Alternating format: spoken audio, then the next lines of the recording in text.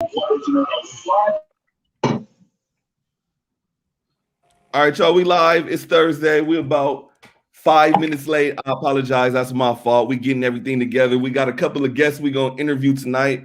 This is The Corner. Sal is in the house. America is going to be late, but she's going to join us. Claudia is in the house. Azova is in the house. What's up, y'all? How's y'all week going? Pretty good. Pretty good. That don't sound Still good. house hunting. Still house hunting, no luck? No. You'll find something. It'll work out for you. So if anybody out there got a 4 or 5 bedroom house right now, I really don't care where it's at. Get at me. Okay, y'all. Man, we got a couple of interviews. We got legendary Big Y from the West Coast. He's gonna stop through and do an interview. I'm gonna interview him on hip hop from the West, see everything he's been through, how he's feeling. I got my boy Katori Walker from Pasadena. We're gonna interview him. We're gonna talk about how he's feeling, what he's working on, what he's bringing to hip hop. He's an independent artist. He was once signed, but he went independent. So we're gonna talk to him. We're gonna cover the latest topics, of course. Who wants to start it off with a topic? What y'all got for me? And there's a lot going on right now too. A lot. Still a lot. Who gonna start it off? I don't know. Somebody else started. I don't want to be one always running my mouth. Always running. Man, it's a talk show. That's what we do. Claudia, what you got? Hey, all right. So you guys know the relationship guru is supposed to be Kevin Samuels, right? No. Yeah. All right. So this is a dude. He's kind of stolen his little shtick, but he's in like 3-piece suits, does these shows, trying to talk about why black women ain't getting married. I do know him. Yeah. Yeah. So I went on his show. Yeah. So I went on his show. And yeah, it was fabulous. But if you go to my YouTube channel, you can see my retort video after I went on his show. But I went on there, I called him shallow because everything he does is surface level stuff. You know, he's pretty much saying all women should be a size 4, 6, or 8, and they need to be fit and feminine, and all this stuff. It is funny. Drop the attitude. Just pretty much all the reasons that black women ain't married. It'll be a girl. It'll be a girl that comes on and he'll be like, I'm looking for a real man. And he'll be like, keep in mind you got 3 kids and you're 33.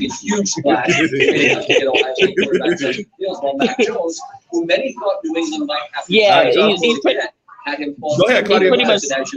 He's pretty much be talking about how most women should be like, instead of going to get PhDs and stuff, we should be between the ages of 21 to 26 is our, to 30 is our prime baby making year. So we supposed to be having our nose to the grindstone and looking at men that are 10 to 12 years older than us in order to settle down with. Well, on that, I think when it comes to stuff like that, like when I was younger, I think if I would have, when I was in my baby making ages, as you said, whatever, if I was in that, like, looking for the guys that was older, I would probably be a lot more stable and together. I mean, if you look at stuff like that, you probably in that part, it probably got a little bit of truth in that. Now that you got to be the sizes or whatever, but going to in those ages and being with older guys that are more mature, that know, I'm not talking about these older gang member type guys. I'm talking about an older, mature man, and a man that knows what he's looking for and how to basically mold us women into being, productive, respectful women. I don't see no problem with that. If you wasn't raised a certain way. Now, if you wasn't raised that way to be a woman and to be, be a mother and things like that, and you was just raised around, all kind of craziness, okay, yeah, maybe that might, fit in that category. But if I would have had a older man in, not somebody that can control me or tell me what to do, but basically guide me you know, how to be financially stable, guide me how to, you know, respect myself and have moral values and things like that. If I didn't grow up having that, then yeah, I think that I don't see a problem So with that. do y'all believe morals, how you grew up with, will affect your relationship?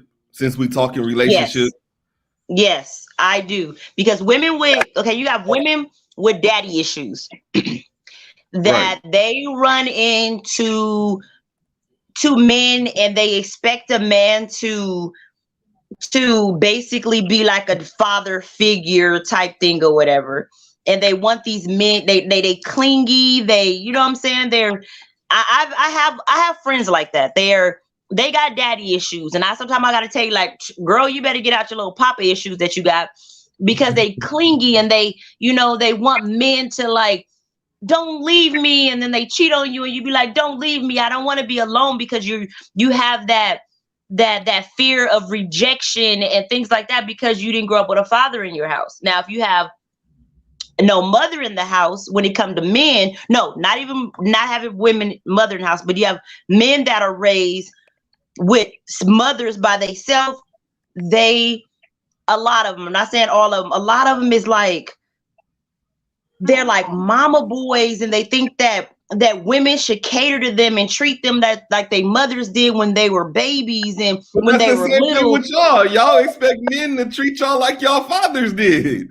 It's the same Well, I thing. don't know. I mean, I'm not speaking for all women. I'm not speaking for me. I don't personally, you know, I grew up with a strong mother that, you know, my father came home, he brought the check home to my mom paid all the bills, she made sure father's clothes was clean, washed, and she bought everything in the house, you know, and she kept everything together. You know, he still had she didn't take him away as a man, because he still fixed things, he still done what he had to do. You know, if he needed money for, like, you know, after work beer or something like that, he had his little money, or he wanted to, you know, splurge on himself, he could do that. But in our household, the way, you know, my aunts, my mom, my grandmother and them, like, dad worked, mother brought the money home, you know what I mean? And I come from a family where my parents both were hustlers. So it was like, even though my father went out and hustled every day, no matter what he did, he never brought stuff home. So my father died when I was young, but I had a stepfather that was in the home before, you know, my father passed away. So I really didn't have daddy issues. I had a lot of brothers in the house. So I kind of wanted to be my attitude was more like how men are, like, I don't care, like, you can do what you know what I'm saying, like, you cheat, okay, whatever, if you gone by, you know, that's how, you know. But yeah, I don't daddy issues, like, no, I don't want So nobody to cater to me. It's over. How you feel about it? Man, I just think everybody is different, Cody. You know what I'm saying? Like, but to comment on what she was saying, like, having an older man to tell you, you know what I'm saying, like, how to lead you and guide you. If that wasn't done in your childhood years, a man cannot do that, because you know what I'm saying, and a woman can't do that for a man. You know, y'all supposed to be equally yoked for a reason. So I feel like if I'm trying to pull you up, that's gonna pull me down. You feel what I'm saying? Right. Because Yeah, okay, I feel that. knowledge you feel what, you know what I'm saying? So I'm not looking to save no female, be her daddy, you know what I'm saying, or try to tell her how to be a woman, or even tell her how to treat me. Like, it's common sense. You feel what I'm saying? So you go after what you attracted to at the same time. You know what I'm saying? And I feel like certain people, you gotta make sure your standards is something you could provide as well. You get what I'm saying? Like, you can't be asking for this and you can't provide that. You get what I'm saying? Or right. you That's can't the be key asking thing. Right? That's true. That's true. I see that a lot. Yeah. All right, y'all. So we're gonna switch that, to. you know what I mean? We're gonna switch it up to a little hip hop news before we start bringing on the guests, and we play my boy Azova's new single. Rapper 40 Cal reveals his daughter is missing, and he asks the rap community to help him. Oh, that's crazy. What city? I mean, what state or city are they in? That's deep. I'm looking right now. It does Buffalo. says she went missing from Buffalo University. Oh, That's wow. crazy. See, and I got teenage daughters, and I be trying to tell them about stuff like this. Like girls come up missing all the time, All and the time. Exactly. they Like, look oh, at me. I'm going to my crazy. friend's house, and no, you're not going to your friend's house. I need to know where you Exactly. guys all at all the time. And I tell them like, oh, girls come up missing, or I'll just give them a scenario of a movie. And they was like, that's fake, and that doesn't happen. I know how to fight. I got mace. I got a knife. Like that, girl. Do you know how fast a man can take that from you? Exactly. A man on drugs, mace is like water to them. Exactly. All right, y'all. We're gonna keep it into the. Oh wait, one more thing before we get into that about the topics, because I have to get this out. How do you feel about Blueface with the and what he got going on? The girls in the bunk beds. Hey, I heard he was doing a show on Fans Only like a while ago, and now I'm hearing all this. So I don't really know exactly what's going on. Yeah, well, without telling so much, because I know a little bit, but like he's having a show, basically like a reality show where you have women stay in a house. Right. He doesn't stay in the house, and instead of having like, even though he has money or whatever, he ain't providing every girl with, with their room. Just like on them other little shows or whatever, the girls share a room. But right. Blueface did a little different and gave them bunk beds. Now they had an option to get the tattoo, or you can leave. Like it's like you doing, like obstacles or like doing little things or whatever. And if you don't want to do it, then you leave. Basically, like, the best girl wins at the end. If you can live the life of a rapper's girlfriend or something like that, then basically you win. So these girls are getting tattoos. These girls are doing all these way out crazy things. And at any point in time, like he said, any point in time, you can refuse it and be eliminated. Then right. I know you can't handle this life. So I don't know. I mean, hey, I never had bunk beds, but I heard it's kind of cool. My kids got them. I have bunk beds. It ain't cool for no fucking adults. I seen an Airbnb with bunk beds for adults. It was like 2 rooms had like 4 sets of bunk beds. So I mean, hold on, a bed is a bed. Let me go to the comments. I gotta say what's up to my sis Kia. She in the comments. My boy Dev, the girl Jasmine from Pasadena. What's good?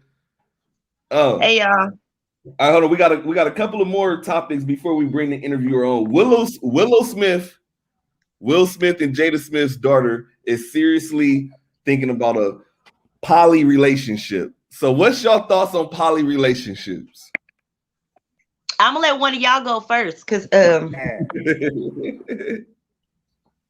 I got my opinion on the poly thing. Go ahead, bro.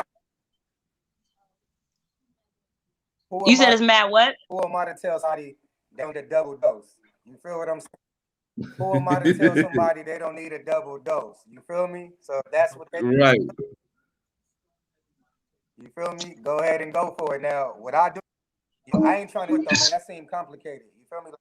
Like, 2 women? Nah. No, 2 women all day. Can you truly handle 2 women all day? You got to communicate to 2 women. Right. I couldn't handle 2 women. Nah, I'm not talking about sex. I'm talking about attitude. Yeah, I'm talking about mentally. Communicating wise.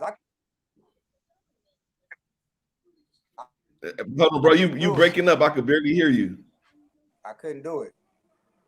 Okay, Sal, so how you feel about a poly relationship? Hold on. I'm kind of scared to even hear this response. Okay, so years ago,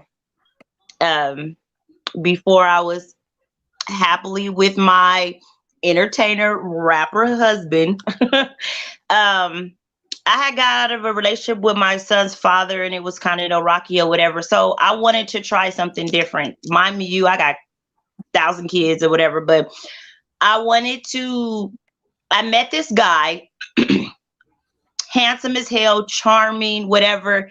And then first he, swayed me, bomb sex, all that stuff. And then bam, he hits me with, he has a wife and kids. Then bam, I'm like, what the hell? Like, why you didn't tell me this in the beginning? Then bam, he like, but my wife wants to meet you. So I'm like, wait, she want to fight? Like, what's the deal? Like, you know what I'm saying? So when he got to telling me like, this is the life that we live, we've had this before, it didn't work out. I don't hide nothing from my wife. My wife is, she's a loving person. I want you to meet her. So I go meet her and everything. Everything is cool. Our kids love each other. We would, like, when he would go away on business or whatever, we would, me and her, we would do stuff with our kids with each other. We would even like, have weekends with just me and her. And it was like, he would be at home with me and my kids for 3 days. And then he would go home for 4 days. And then like holidays and stuff, we shared all the kids' birthdays and stuff. We would all do it together in one home. It was cool. It was, everything was cool. Hold that thought. We're gonna come back to this after we get the interview. Probably we got to come back to this. All right, y'all. So we got an up and coming. Well, I'm not even gonna say up and coming. He's already established. He's independent now. He's from my hometown, Pasadena. I know him personally, like real personally. Let me bring him on real quick. My boy You saying personally like that? What's up, bro? What's good, Brody? Hey man, I gotta apologize to you. You clicked on the stream and we talking about poly relationships. He like, nigga, what type of show is this? What kind of party is this? What am I getting myself into? My bad, man. We was going through the tabloids, man. That was Willow Smith saying she wanted to be in a poly relationship, so we have to talk about it. Yeah, man. It was some points that I wanted to tap in too. So after we do this, tap in. Go ahead. I definitely feel like let's get it. I think as a three man, guys against one girl. Let's get it. Look, I think a man oftentimes might believe he can be in a poly type situation because he's thinking with his dick. He's thinking sexually, like, yo, I can threesome every night. But when you think about what it takes to mentally please two women, it's stressful. Just the thought of man, have you ever tried to mentally please one woman? Hey, one. We ain't that hard. Come on now, we are not that hard. Hey, y'all all right, man. So I got my boy Katori Walker, man. So Katori Walker, I've known him personally for a while, man. You've been doing your thing. So the first, I want to start the interview. It's kind of tough with this artist, man, because he's been doing this thing for a while, but tragic struck, and the light of the tragic brought light onto the movement and the career that he was doing. So what I want to start the interview with, your brother, he was murdered, and you did a touching video. Like, I remember when it happened, because I'm gonna let y'all know this is like this is my oldest daughter's uncle. And I watched him start rapping from a kid. So he started off in the group OG's 3. Remember that? Yeah, hell yeah, I ain't gonna never forget that. So he grew up, he's still rapping, and he was doing his thing, bro. You was doing your thing, like everybody on you. But when bro died and you dropped that video, nigga, Shaq, when I seen Shaq share the video when I was watching NBA behind NBA, bro, I was like, what the fuck? Yeah, man, that was crazy. It was a crazy time. Yeah, I didn't I tell people this all the time, bro. I didn't know that video was gonna do that. I sat on that video for about 3 months. I didn't think that video was dope. I showed it to a couple homies and it was like, it's cool, it's simple. And then I dropped it and it went crazy. And it was like, yo, sometimes as the artists we kind of stand in our own way. We didn't even you don't even know. So yeah, bro. It was a crazy. I'm gonna tell you the truth. I kept seeing everybody share it, but I did not watch that video for at least 6 months because I knew what was behind it. Yeah. And just because I knew this dude personally and to see him get murdered, like you feel me? I couldn't watch that, bro. Yeah. But I watched it. It was magnificent, bro. Like how'd you come up with that?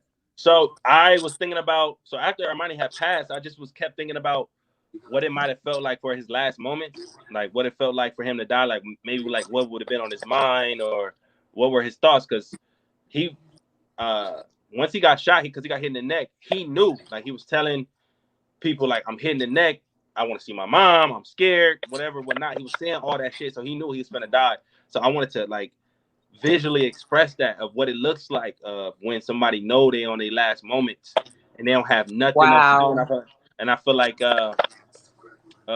me expressing that was my video representation of that. Right. Wow. So how does it feel? Oh, please share that video on your thing so I can see it. No, okay, y'all. Let's do it like this. We're gonna watch the video right now. All right. Oh, awesome. Hold on, I'm gonna switch. We gotta do the. Hold on, real quick. We're gonna watch that video right now.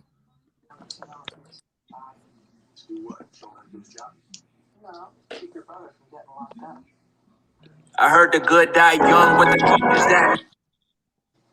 Hold on, y'all. My bad. Hold on. Y'all know how you Niggas tripping over each other. Niggas tripping over colors. Man, that shit kind of seems silly. That ain't my song. I know, my bad. I heard the good die young. What the fuck does that mean, really? Cause niggas tripping on each other. Niggas tripping over colors. Man, that shit kind of seems silly. Do these Black Lives Matter, nigga. Hating on that nigga shine because you ain't having, nigga. Go and kill your own kind, who the hell matters, nigga? We worried about the police, but we was worried about the police. I'm your brother, get to know me. I'm ranked in the hood, nigga, just like you. Top ramen county checks, nigga, just like you. Hello roaches in the kitchen, nigga, just like you. Food stamps, brown ones, nigga, just like you. Lost some homies in the shit, nigga, just like you. Mama stuck on the bottom, nigga, just like you. Daddy probably out flanking, nigga, just like you. So you gon' kill me, cause I'm red and you chose blue? Damn. Niggas got the game all fucked up. Got my brother name all fucked up. Got my mama all in pain now fucked up. Fuck your Facebook post, shut the fuck up. Cause you just try and get a like, showing love on keyboards where you at in real life, nigga. Cause you just try and get a like, showing love on keyboards where you at in real life, nigga. Didn't nail when you niggas call my mama up. Didn't nail when you niggas up. Didn't nail when you niggas tell my bro to stop. Didn't nail now you niggas coming out of pocket. Cause you just try and get a like, showing love on keyboards where you at in real life, nigga. Cause you just try and get a like, showing love on keyboards where you at in real life, nigga.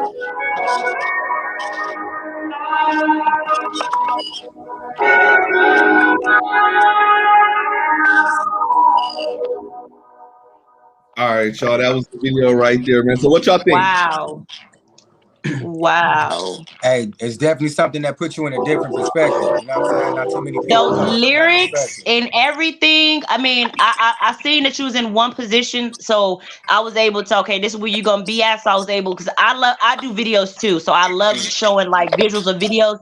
But the song itself, like, come on now, like that song was just like, that was touching. Like, that's the stuff that you be thinking, like, don't nobody, when you gone, ain't nobody gonna take care of you, ain't nobody gonna take care of your mama, ain't nobody gonna hold your brother down, ain't no, when you go to jail. It's that what I love that song. That was like one of the best intros I've seen in a long time. Like, so I love that song. After that video, I'm gonna ask you this: who, when you saw it getting shared, which person shared it that caught you the most? Like, damn, this person shared this. So the person who actually cracked it off was Mozzie. So Mozzie shared it the day before Halloween. And he shared it. I thought it was tight. He was like, yo, I don't know you, but I fuck with this killer. And then I'm like, yo, this is crazy. So then I go to sleep the next morning and I'm like, I'm thinking I'm in a group message with the homies, like everybody excited about this Mozzie shit, but it's Instagram going crazy. I'm going viral, but I didn't know that. I'm just thinking I'm in a group message or some shit. Then I wake up and the first person that I saw was Michael Rappaport. He shared it. I'm like, yo, this is that's dope.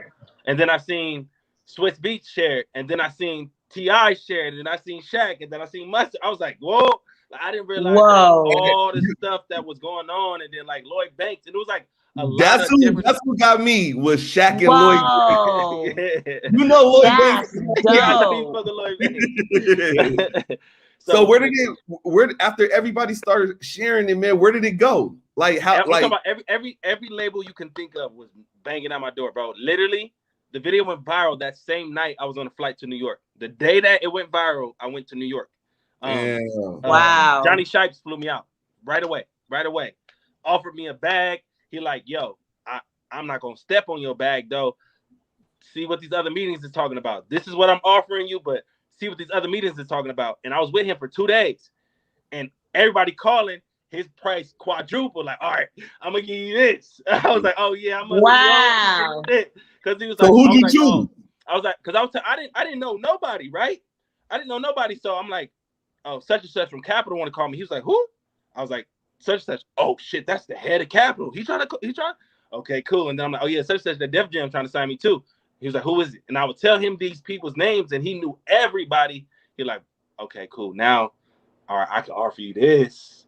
And I'm like, I gotta take these meetings, bro. I gotta see what it's talking about. So who'd you choose? I went with Capital. Because Capital had the biggest bag for the least amount of my art. Like I didn't technically even sign a Capital. I did a 50-50 venture. Where it's like they don't get none of my publishing, they don't get none of my shows. It ain't no 360 deal. It wasn't even an album deal. It was 10 singles, right? Yeah. So I gave him more than 10 songs. I think I gave him like 14 songs because I ended up doing that little 5-song EP. But that was the deal. So it was like, and then I still own my masters because it's a 50-50 split. Right. You know what I'm saying? So it's like it ain't nothing crazy. I don't have to buy my masters back after a certain amount of years. Back to me. Like, I was like, yo, and then if they didn't fulfill their side of the deal, which was for me to sell 175.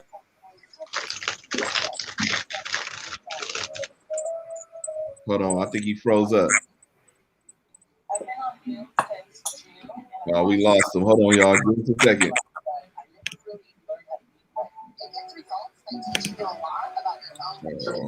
Hold on. It be like that sometimes. Hold on, y'all. Stop.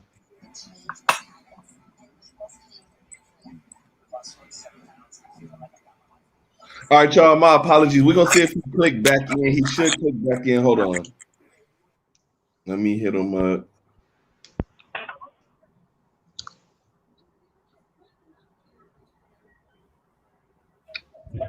We got Katori Walker live.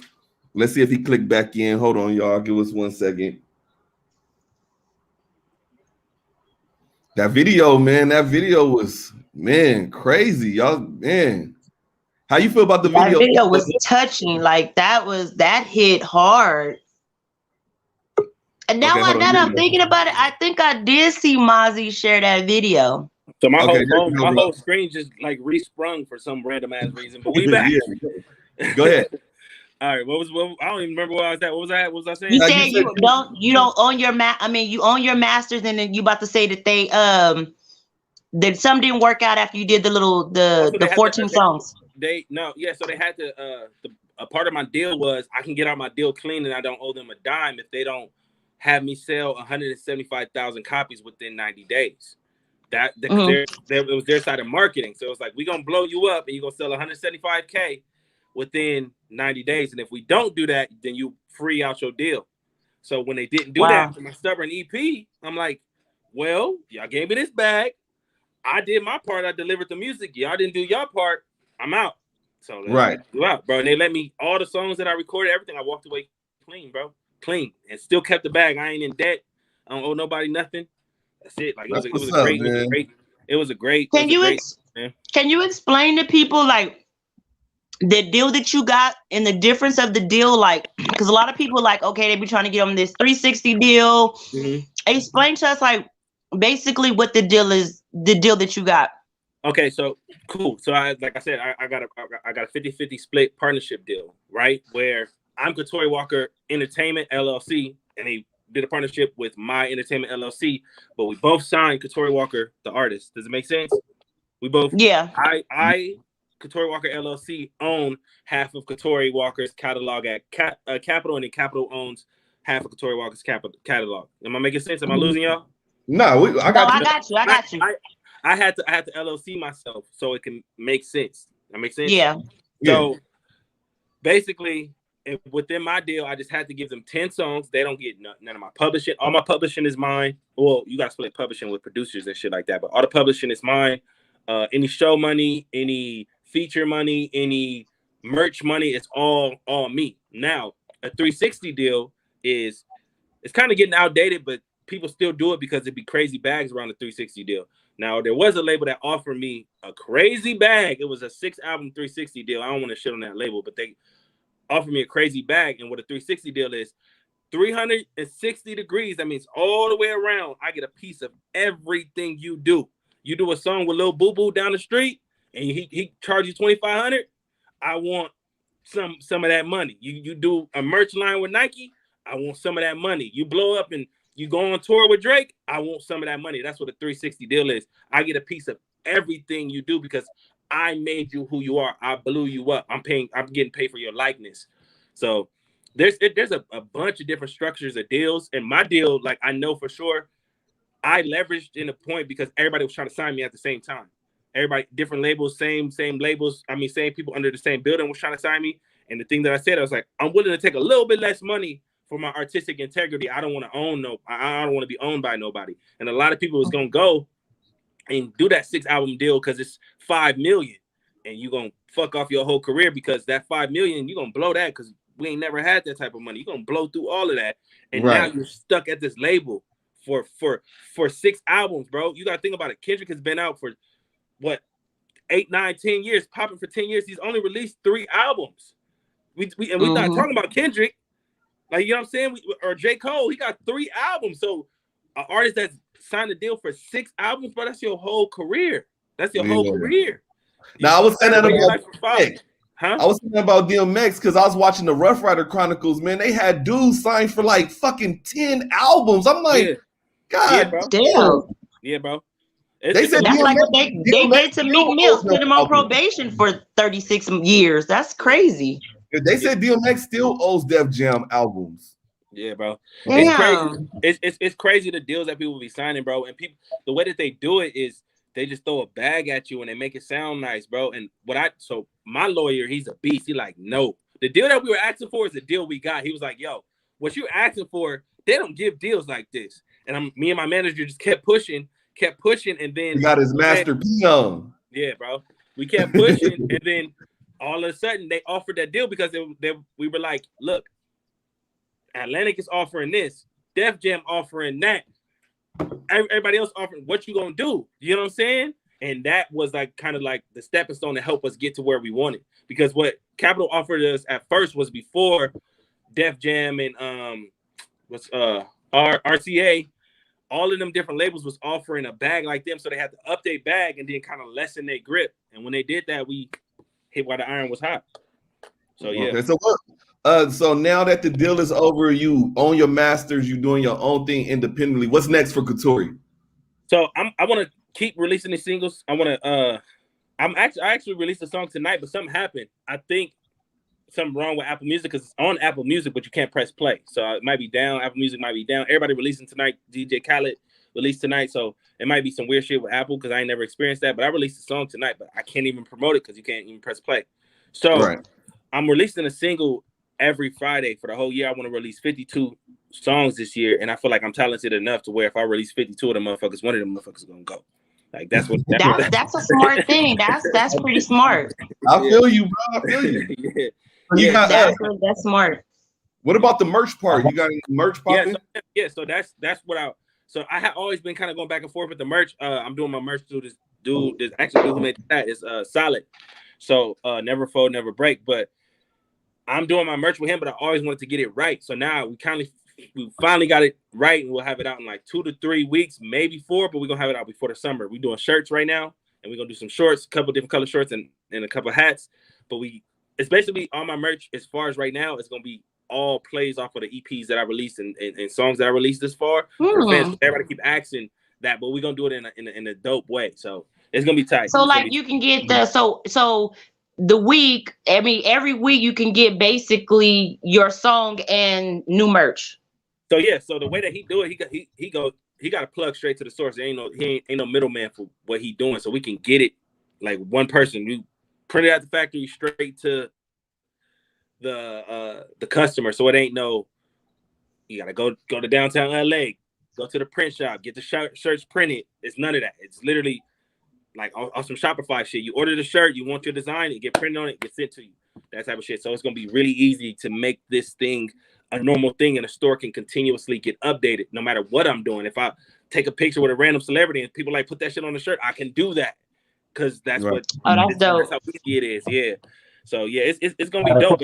But my main thing so far was I just wanted to figure out what I can stand behind, because I'm not one of those artists where I want my shirt to say Katori Walker. I want to actually build a brand around myself and what I stand for, and I feel like I finally got that. So yeah. All right, it's over. You got any questions for Katori before we get him out of here? Yeah, man, I got a question. Can you hear me? Yeah. All right, cool. So you said you wanted to release a song, was it every week or every month? Every week. Okay, so what's your rollout looking like? Dropping a song every week, you know what I mean? Like, let the people know, like, what's your process and how do you promote your music within, you know, since you drop it every week, how do you promote it within that time frame? Okay, so cool. So I already have like a cool little following as far as right now. So the thing that I do is I upload it to DistroKid on Monday, do the lyrics, everything uploaded to DistroKid on Monday. Then somewhere around Tuesday or Wednesday, I'm shooting a video for that song that I just uploaded, because I shoot my own video too. So I shoot the video and then edit the video Wednesday, and then Thursday I announce the song, which is today. I announce the song, then it's gonna come out Thursday night at 9.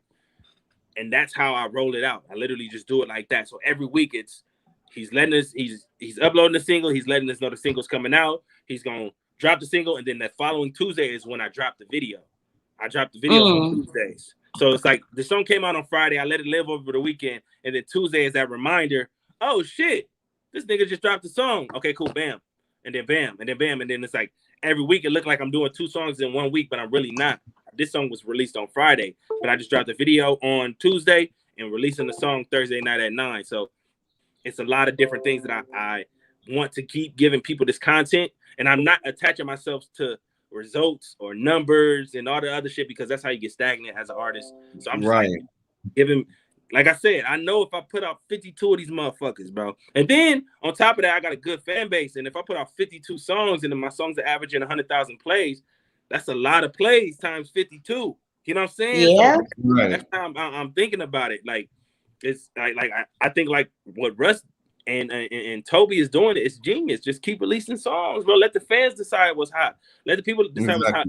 Artists, we want to, oh my God, I gotta have an EP or I gotta release this album.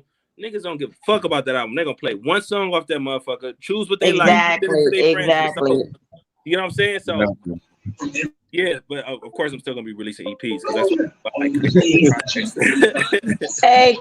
Hey, Katori, do you the summer coming up, do you have any festivals or anything you're doing? We're trying to get together and do a Hip Hop Talks Juneteenth here in California.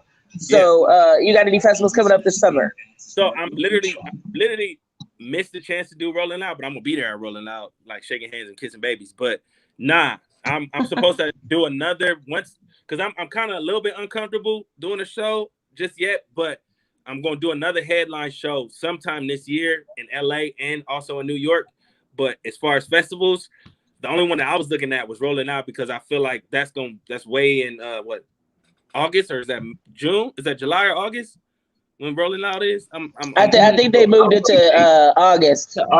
Yeah. So that one is the only one I felt like I would have fit good with some of the acts, but everything else I haven't even tapped into. I don't even know if there's any other festivals. So I'm down to do, if y'all got one that y'all trying to get popping off, I'm definitely down to pull up, perform some shit, make that shit make sense for sure. Man, good looking out, y'all. We got Katori Walker in here. Go ahead and drop your Instagram. Let the fans know where they can watch you at if they want to check you out. Yeah, I'm Katori Walker on everything. KATORIWALKER on everything. Every social site. You can search my music, search YouTube, Katori Walker, everywhere. Just tap in with me, and I do reply.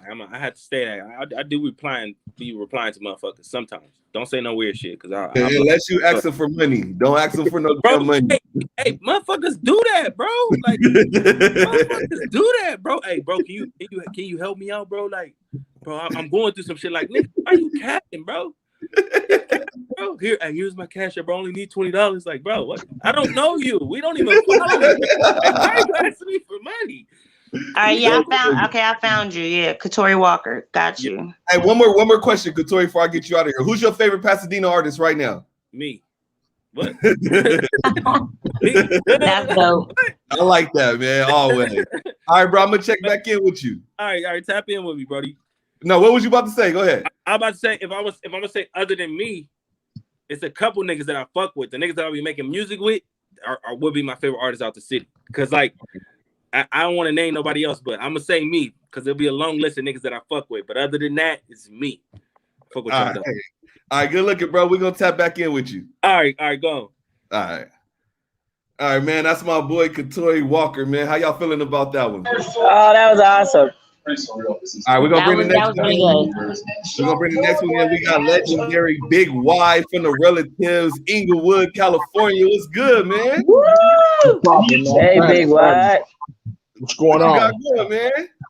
I'm just cooling my heels, man. You know, relaxing on my couch, binge watching The Wire. Okay. I was doing that too. Hey, The Wire is where it all started from. I was doing that too. I had to go back, man, because I never really when I first started watching it, I started off when Snoop and Chris was first got popping. I never watched the whole backstory of the Barksdale niggas. Okay. All right. Yeah. I want to start the interview. I want to start the interview off like this because I've been knowing you. We didn't interact it, you know what I'm saying? But I never asked you this. So I want to know, how did you and Booger hook up? That's my blood cousin, like my little brother. Oh, okay. I thought y'all was just like best friends. I didn't know y'all was cousins. Our mamas is first cousins. Our grandmamas is sisters. Okay. So what made y'all start rapping together? Nah, we've been together. We got pictures on the Easter Bunny lap. Okay. It's been me and him. Like that's my we really was raised like brothers, bro. Like literally. Okay. So when did what made y'all say, hey, I want to start rapping? Well, I had the passion for it first, you know, and as I was doing it, you know, of course, you know, shit, we did everything together. He picked up on it. I really wasn't paying attention to that. He was into it one day. I was over my auntie house. I think we had to be like, I was like 9, he was like 8. And he just spit this rap. Like, I'm like, nigga, where you get that from? I know he didn't write it, but he knew it and he said it and it was dope. You know what I mean? So, but once we did Banging on Wax, that's when he really took it more serious. And right there, I want to go off of right there too. How did Banging on Wax start? It was actually an idea of Red Rum and Red Rum's idea. And him and Tweety Bird put it together, and Red Rum called me, and that's how I got on it. Red Rum called me. Okay. So okay. So with it starting like that, how did it start getting big? Because y'all was doing y'all thing, and y'all music was popping when it was all the Snoops and all the Crip rappers getting all the attention. So how did it shift over to y'all for y'all to take over? Because y'all movement just took over. Well, I mean, just the quality of the music and us creating a fan base that wanted to follow us. You know what I mean? Like, just from starting with Banging on Wax, and then, you know, I credit like the B side had like a lot of, even though it was a gang driven record, we was all real MCs. Because Red Rum is a battle rapper, so he put together a set of dudes that he felt that really had skills. That's why if you listen to the first Banging on Wax, they always say like we killed them. It wasn't just the fact that we was dissing them. It was like we out rapped everybody except for, it was, you know, don't get it twisted though. Domino was on that first album and he's crazy. Domino hard. Yeah. So, but outside of that, that's how I got going from there. Okay, so what is it like with the independent game versus artists that sign? Because you do the independent thing, you help independent artists all the time. So what's the biggest advice you could give an independent artist right now? Basically learn all the rules and ins and outs of the business as far as publishing, marketing, and just how to, run your business. You know what I mean? Being independent is just like you opening a business. You know what I mean? If you getting ready to open up a hamburger stand, you're going to need to know everything you need to know about, as far as the health code of your business, the permits that you need for your business, the type of food you're going to sell, the menu, your customers, how you going to get the word out to your customers, marketing, everything. Independent artists, all you are is an independent business. So you need to learn all the different aspects on how to market, sell, produce, and present, and recoup and profit for that business. So you have to become a student of the full game, not just I'm gonna go to the studio, put some records on it, and load them up on the internet, because you got cats that's making music right now, putting it up on YouTube, and somebody else is receiving the income from it. Right. Man, damn. Yeah, he hit it right there. They don't know what they're doing. You have to have a plan. You have, like I tell artists all the time, you have to have a plan. Just don't say, okay, I want to rap. You can't say, you have to literally take steps into what you want to do. If not, you're gonna go total off the rails. Like that's really, really important all the time. And unless you like, I can't say it's for everybody, because our generation, we came from hustling. You know what I mean? Like, you're talking about 13, 14 years old, breaking down rocks and working a triple beam scale, knowing how to sell it on the corner, save money. These is all business and financial moves. Even though it was illegal, we was hustling. Right. And we was teaching ourselves. It was a process. These kids, a lot of them, they're not that. You got a lot of them that is now, but a lot of them not. Don't have the, and that's only because they don't have the patience. You know what I mean? And if you don't have the right team or the right hustle, you're gonna find yourself in some shitty, situations because of the lack of knowledge. You know what I mean? So that's why a lot of young artists and stuff, it's imperative that they have the right people around them if they don't have the right knowledge. You know what I mean? And if they don't have the team, I advise them to find some type of way to get a lawyer or somebody that has some type of knowledge that they can absolutely trust before they jump in this game. Okay. Sal, you got any questions for Big Y? Yeah. No, it's a pleasure to be on the, on the radio with you right now. Like, you're a legend. Like, I've been knowing about you forever. I appreciate you having me, dog. So you can know right now, Sal is giving you your flowers right now. I've heard so many stories about you just from. I'm loving your room. I'm receiving them. Thank you. You're welcome. All right, go ahead, Azova.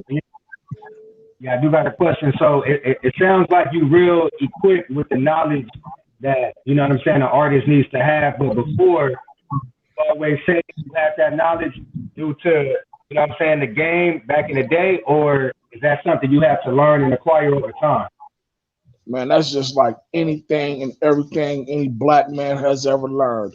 Bumps and bruises, feeling your way through the dark, going through the different things that lead you. You know what I mean? All losses are not losses, they're lessons. So every loss that I took, I learned from it. You know what I mean? And it's just, it's just taking life lessons into everything you do. You know what I mean? I had a fight with one of my friends. The first time I ever fought somebody with long arms, he jabbed me to death. But the next time I fought somebody tall, I knew what to do. It's the lesson. Exactly. You know what I mean? So, it's just all about the lessons, man. You just gotta go through different things, and learn from it. Okay, so we talk up and coming artists on this show. So when you listening to an up and coming artist, what draws you to an up and coming artist? What do you need to hear from them? Cadence, wordplay, production. What they produce, what they pick to produce. To write to and to rap to or whatever. Just their musical ear and just basically delivery. You know what I mean? Like, I'm real hard on real wordplay. You know what I mean? Mhm. Like I'm not, I don't believe in empty, what I call empty rhetoric, where you just talking about nothing. You know what Yeah. I mean?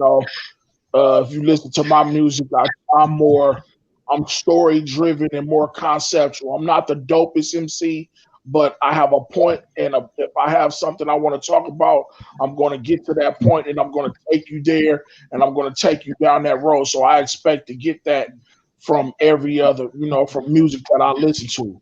You know what I mean? I don't knock dudes for what they do, but a lot of stuff I'm just not into, because I believe that people live through music vicariously, and if I don't get nothing from it, I'm really not into it. Right. I feel that, man. I feel that. Okay, so I got another question for you. Who's your favorite LA artist of all time? My favorite LA artist of all time, rapper, Ice Cube. Okay, that's mine, bro. That's Snoop and Ice Cube. I'm playing him. Then it's King T, and then of course I'll go into all my young homies after that. But Ice Cube and King T is my top two LA forever. Okay, man. Last question. What your Lakers gonna do, man? It's playoff time. What your Lakers gonna do? We're gonna do something. I really don't know what the hell is going on. I would like for my Lakers to do what they need to do, and that's to win another championship. But like I said, I'm an old school dude, and the way they do basketball now, they rest players throughout the season. You don't know who's going to play tonight. You know what I mean?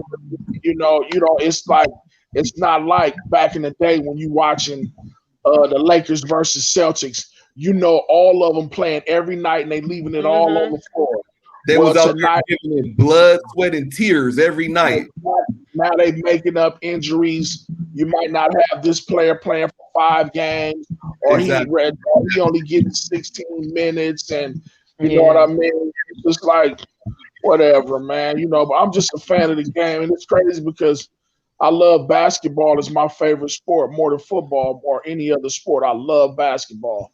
And just the way they go about doing things, I really don't like it. And then between the COVID, how everything, they sitting players down and going through all the different things. It's just hard for me to really get into it. Plus, I gamble like a nut on this shit, and it's pretty pissing me off. Right, that part. You know what I mean? But I hope the Lakers can do it. But I don't see nobody beating the Nets.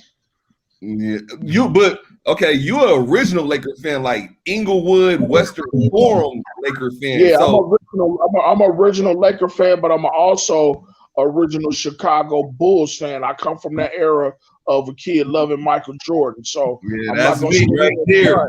I love my Lakers, you know what I'm saying? But I was also, I was going when the Lakers lost to the Bulls, I definitely was going for the Bulls. I'm gonna keep it all the way real.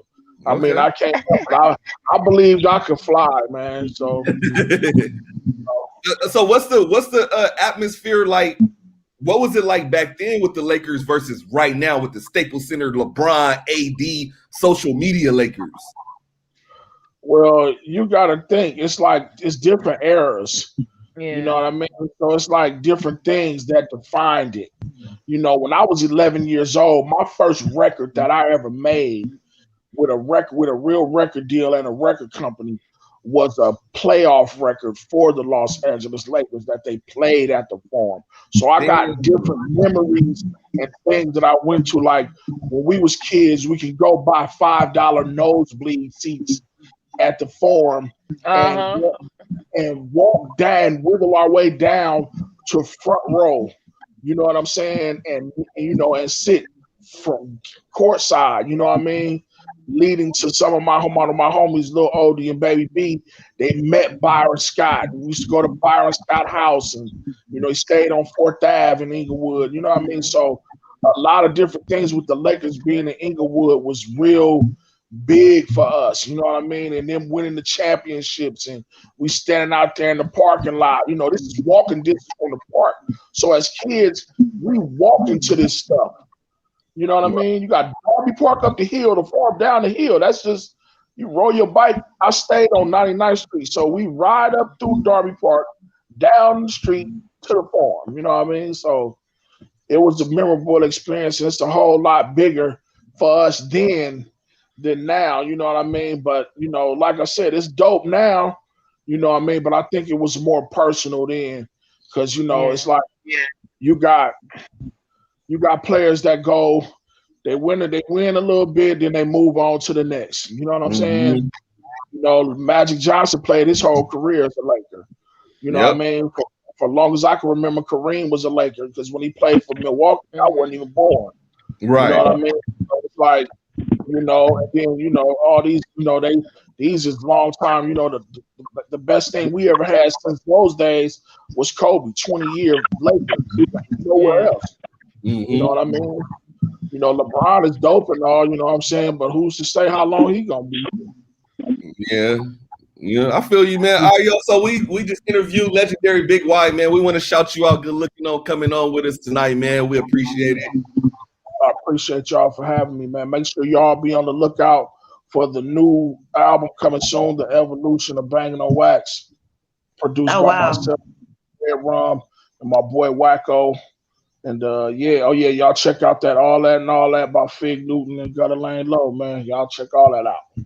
All right, I'm gonna play. We started the Whoop remix, Fig Newton, you, and we're gonna get you up out of here, man. I don't want to hold you too long. No doubt, man. Peace. Thank y'all for having me. All right. Yeah. All right, y'all. We're gonna play this video real quick. Hold on. Turn the share screen on.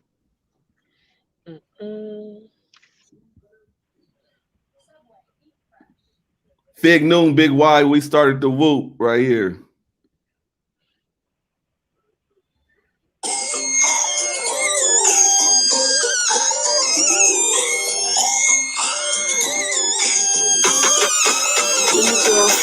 When we call it out, you know what we're doing. It's either turn it up or we shoot. Nigga, we the ones made it up. It's already been proven. We the reason that the world woo. We started the war. We started the war. Motherfucker. We started the war. When I say we started, I mean that precisely. Not just me, the whole card that's like me. A lot of niggas really don't know what it mean. The type of shit that come with it when you fucking with the team. Salute to the niggas that spit original boots. Some dog beat Brazy, Lynn, and my dude. So Hawk, Lil Lee, G, Red, and SP, and my rally SB, wrote DOG. It's the gangsterism call out, pop till we all out. The homies made it up, you gon' respect what it's all about. Niggas with them bands, my niggas been proven. Matt Red form, believe that's fly whooping. Wasn't no Instagram, in the streets we showed you. Only followers you had was niggas trying to smoke. Salute all the homies that put the whoop in. The homegirl time bomb, she put the soap in it. When we call it out, you know what we doing. It's either turn it up or we shoot. Nigga, we the ones made it up. It's already been proven. We the reason that the world woo. We started the war. We started the war. I do mine like these. I do mine like these. We started the war. First off, let me get a fabricate, nigga. We created the war. Ain't talking about my life and what I say in the booth, but you can get the bait when I say the truth. You was raised off the Dilla slang. Bang to my nigga shit. Yeah, nigga, let it bang flang. I remember these. Let's get high, bitch. And how deep is your deep is your. They let them prove, but don't acknowledge the creed. More than a word, it's a tradition to me, y'all. I asked to clean it up, never kept it a beat, y'all. We started the woo. Nigga, that's on that beat, bro. Now, bet they can't say that. Let a nigga lie, I'ma slide up and fade that. Next nigga call whooping from brains. We gon' show up at your show, whooping, rushing the stage. Nigga, when we call it out, you know what we doing. It's either turn it up or we shoot.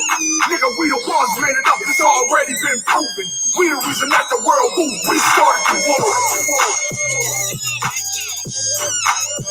We started the war. Motherfucker. We started the war.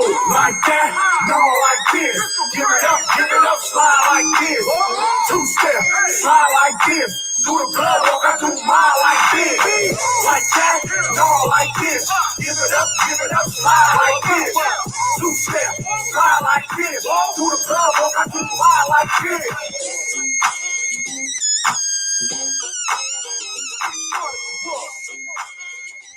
All right, y'all, we back, man. Before we get up out of here, hold on. All right, y'all. So how y'all feeling about the show tonight, man? Pretty good show, right? Yeah, really good. That was a really good to It's awesome. see Big Y. That was awesome.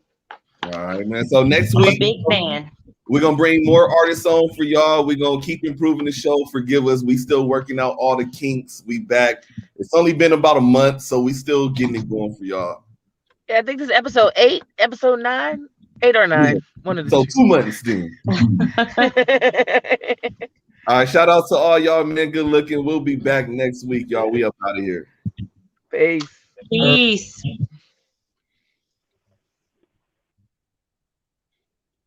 Just me and you, Claudia. They just left us.